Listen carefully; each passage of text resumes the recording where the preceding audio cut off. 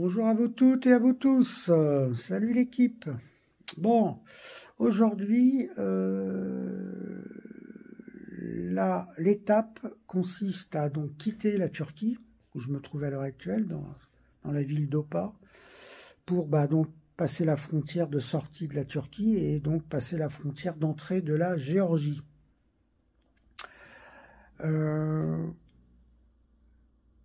Le temps me fait prendre une décision. Vous allez le comprendre dans la vidéo. Je ne peux pas continuer comme ça, quoi. Il n'y a absolument aucun intérêt. Enfin, j'ai pas. Vous allez comprendre. Écoutez, alors c'est une chose, parce que ça fait quelques jours que je vais en parler et j'oublie. Je suis désolé pour la qualité du son. Alors les images, ça va encore à peu près. La qualité du son est absolument, pas du tout agréable à entendre. Bon, c'est du matériel qui commence un petit peu à dater. Là, j'ai un problème avec la sensibilité du micro qui fait ou vous m'entendez pas ou le micro sature, alors que j'essaie de le régler au mieux. Donc on va dire que c'est le meilleur compromis, mais bon, c'est pas idéal. Voilà, bon. Pour le prochain raid, on changera de matériel.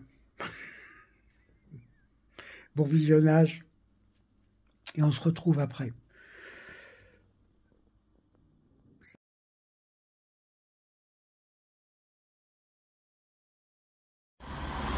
Bon, vu l'état du temps,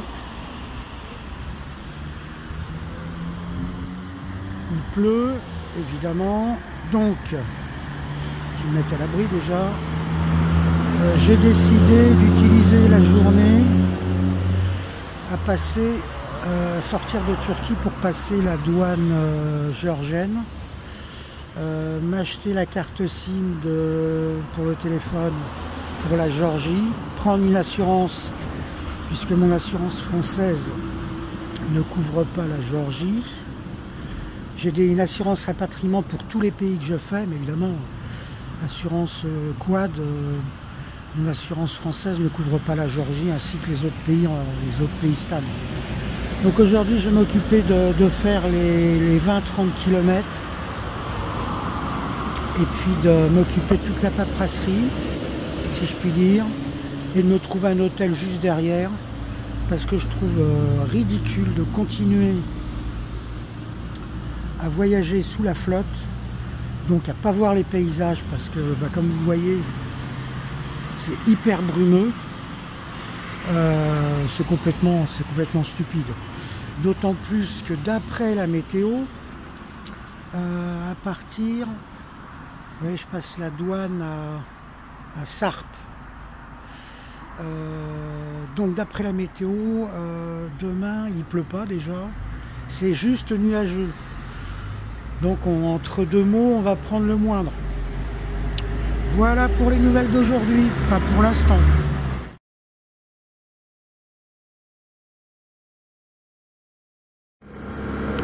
Ambiance particulière dans cette ville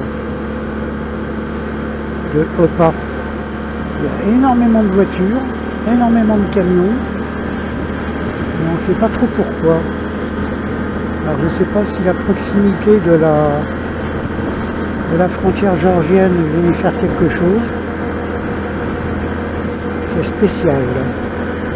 Ce qui n'est pas spécial, c'est le temps. Regardez ça un peu.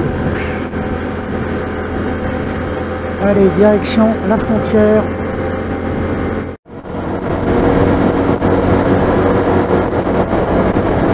Il pleut de plus en plus. J'ai 13 km à faire.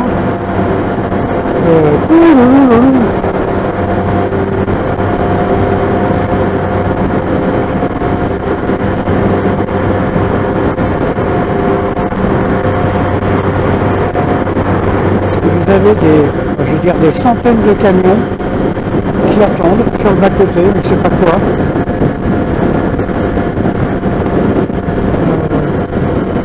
Bizarre. Par contre, ce pays, la Turquie, c'est les rois du tunnel. Hein. Oh. Ils n'ont pas trop le choix, mais ils sont super beaux leurs tunnels, hein. Honnêtement.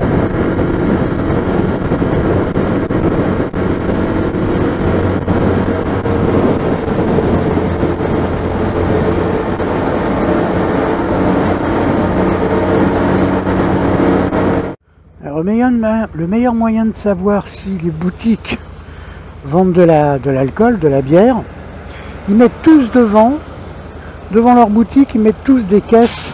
Alors ici c'est 400%, enfin 100% Tuborg. Donc quand vous traversez un village, j'avance sinon je vais me faire engueuler, quand vous traversez un village, bah immédiatement vous savez, parce qu'ils n'ont pas le droit de faire de la pub. Enfin, vous voyez ce que je veux dire. Vous voyez là, non? Non, je vous dis ça parce que je viens de m'acheter quelques bières. Voilà. Donc on continue sous la pluie. Toujours aussi sympa. Voilà, c'est pas vraiment de la pluie, c'est un espèce de crachin. Mais enfin, ça mouille quand même. Hein. Je vous confirme.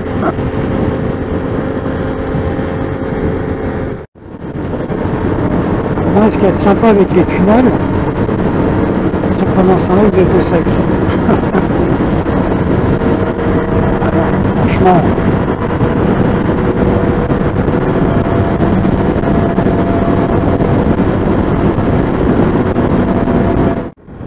bon, là on est à 1,5 km de la douane, et voilà. Je sais pas si c'est jusqu'à la douane comme ça. Et les pauvres, le temps perdu. Parce que eux ils travaillent 7 jours sur 7. Je dis ça parce que je l'ai vu. Hein. Ils travaillent 7 jours sur 7. Ils roulent, je sais pas s'ils ont un nombre d'heures. De l'autre côté c'est pareil, regardez. Oh là là. Je ne sais pas s'ils ont un nombre d'heures imposées de conduite par jour, enfin un maximum d'heures imposées, mais là, oh là, regardez-moi ça. Bon, allez. Bon, un instant passage de la douane turque. Je pense que c'est la sortie. Normalement je devrais pas filmer, mais bon, on fait rien de méchant, hein. Je pense que j'ai un deuxième. Là c'est le premier contrôle, c'était enfin une fouille. Bon, comme on est en sortie du pays, ils sont pas très regardants. Ceci étant, ils m'ont demandé d'ouvrir le coffre, mon coffre alu devant et le coffre arrière. Là, j'ai arrêté de filmer parce qu'on ne sait jamais quand même. Bon, deuxième contrôle turc, sortie douane. Passeport et je sais pas par où je peux passer moi. Passeport et carte grise. Donc rien de particulier. Là, je sais pas trop où je vais parce que tous les camions bloquent. Je peux?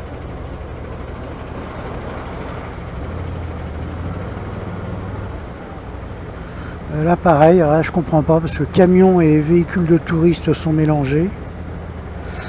Bon, normalement, je devrais vraiment pas filmer là.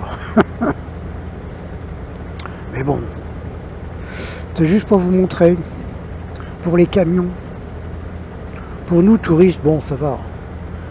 Touristes ou particuliers, ça va. Mais les camions, c'est des, j'ai envie de dire, des heures, voire une journée d'attente, quoi. Voilà. Bon, bah, alors, résumé, je viens de passer la douane géorgienne. En tout, entre la sortie de la Turquie, l'entrée en Géorgie, ça m'a pris même pas 1 heure. Là, je viens de passer une demi-heure pour justement faire le change, changer ma carte SIM, prendre l'assurance. du véhicule. Voilà, donc en gros, on va dire 1h30.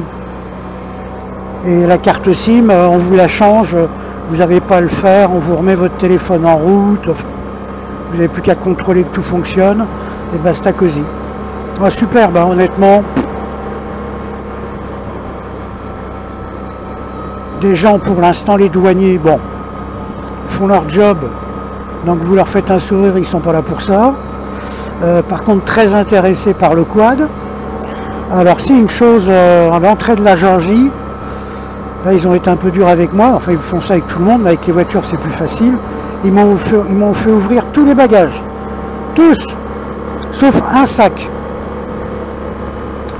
Mais malle avant, coffre arrière, enfin la totale, quoi. Et dans les coffres et dans la malle, ouvrir les petites sacoches que j'ai pour ranger mon matériel. Bon, évidemment il pleut, hein. On va pas changer une équipe qui gagne. Et regardez en face. Alors pour l'instant, comme je vous ai dit il y a quelques jours de ça, il y a une affluence particulièrement élevée des camions. Attendez, je baisse la visière, sinon on ne va pas m'entendre. Je ne peux pas complètement la baisser parce que sinon j'ai de la buée. Donc oui, une affluence particulièrement élevée de camions depuis quelques semaines. Pourquoi? Pour caisse. Donc là, comme convenu, je me trouve un hôtel. Je vais essayer de bien manger ce midi. Parce que d'une manière générale, c'est pas d'une manière générale, je ne mange jamais le midi. Parce que sinon, enfin bref. Voilà.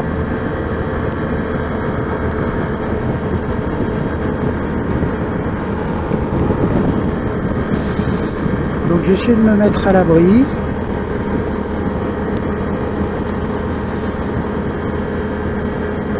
Parce que j'aimerais bien me fumer ma cigarette, enfin vapoter ma cigarette tranquille.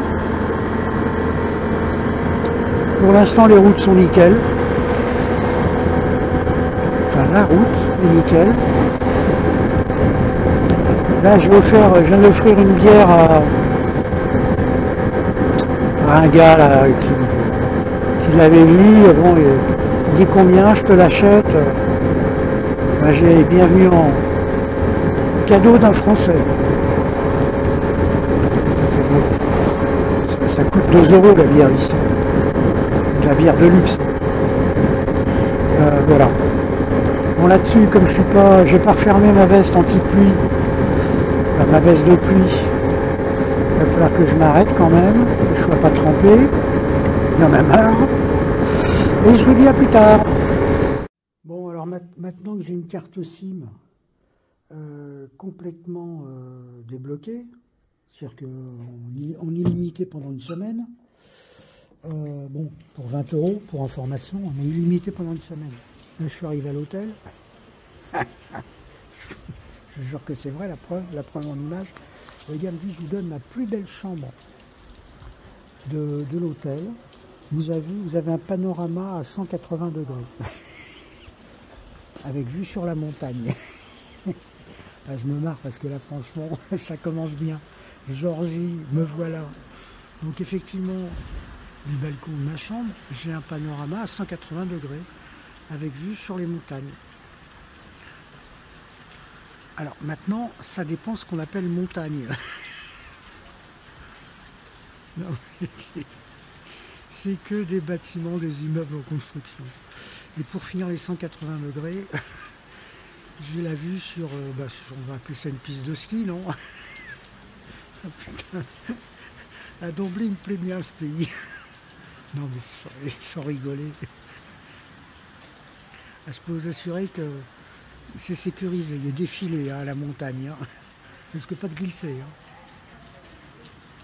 Voilà. Sinon, il y a 2 toutous, dont celui-là, je suis arrivé, ils m'ont fait la fête. C'est incroyable. Puis il y en a un deuxième, je sais pas où il est. Enfin bon, voilà. Et ben, le deuxième, il vient de passer là. Le voilà. Ils sont adorables tous les deux. Par contre, ils n'ont jamais été brossés. Hein. Oh, le pauvre là.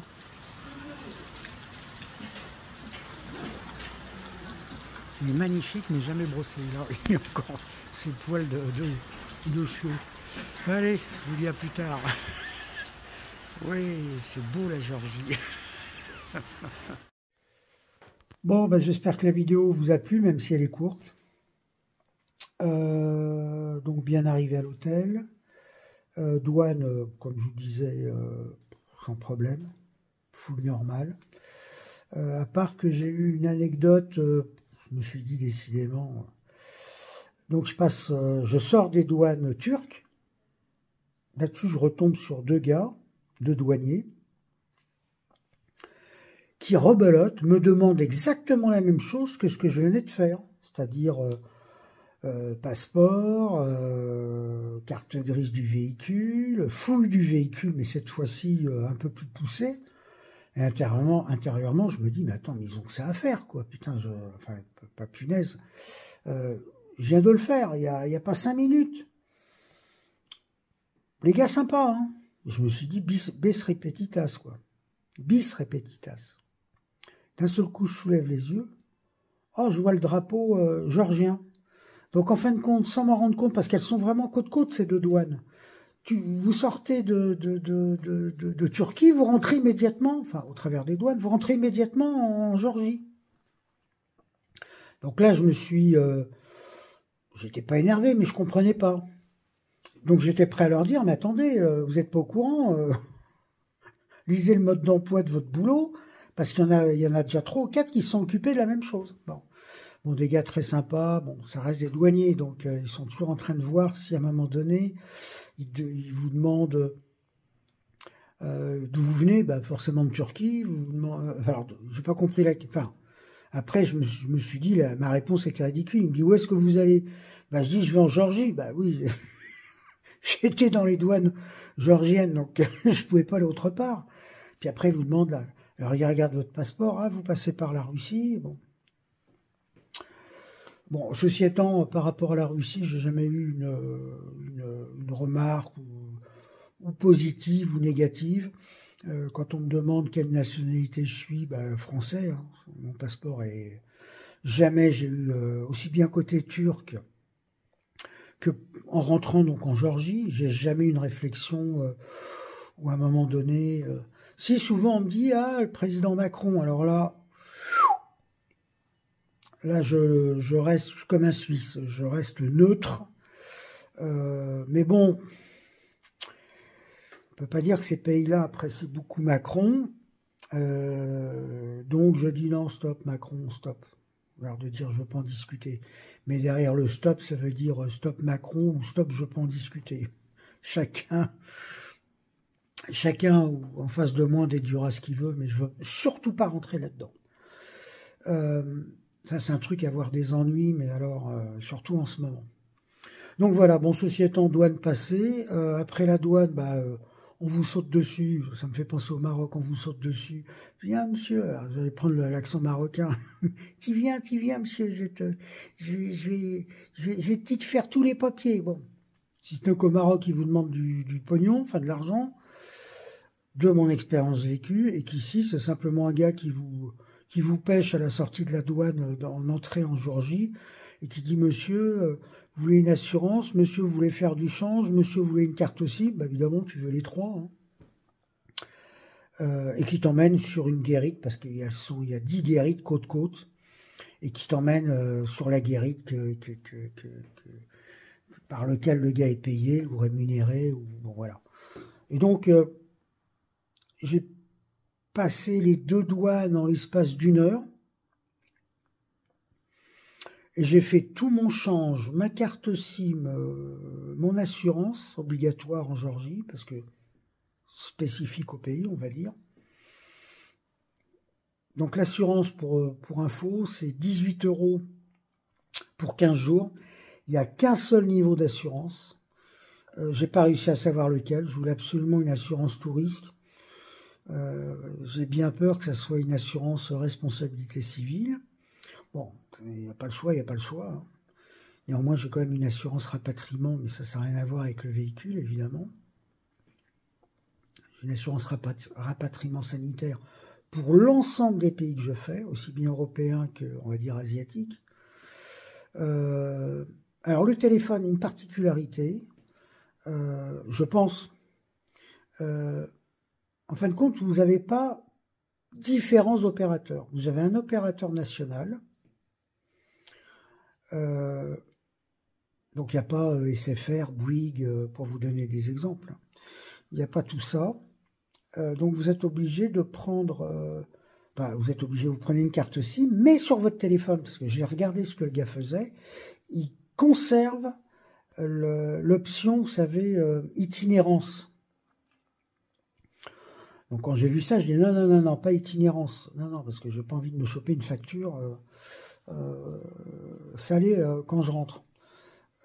Et non, en fin de compte, vous avez donc, ou à moins que je sois tombé sur l'opérateur national, mais il vous coche, il appuie sur la touche itinérance.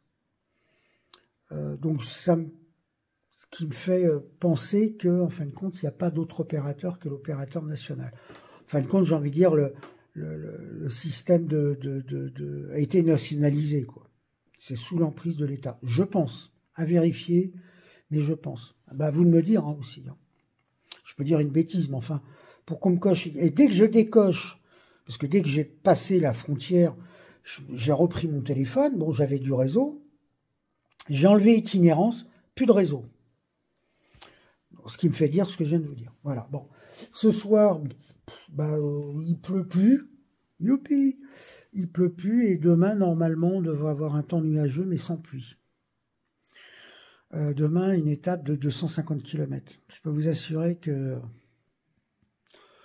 quand vous faites ça derrière un bureau et que vous ne connaissez pas, c'est un peu comme si j'avais prévu une étape de 250 km en Corse, quoi. C'est impossible.